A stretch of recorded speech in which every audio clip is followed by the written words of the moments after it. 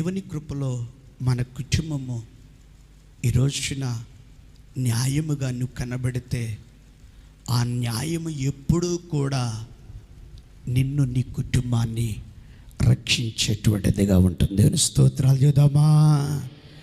దేవుని బిడలమైనటువంటి మనం ఎదుటి వాళ్ళకి నీతిని చెప్పేదానికంటే నీలో నీతి ఉన్నదా లేదా.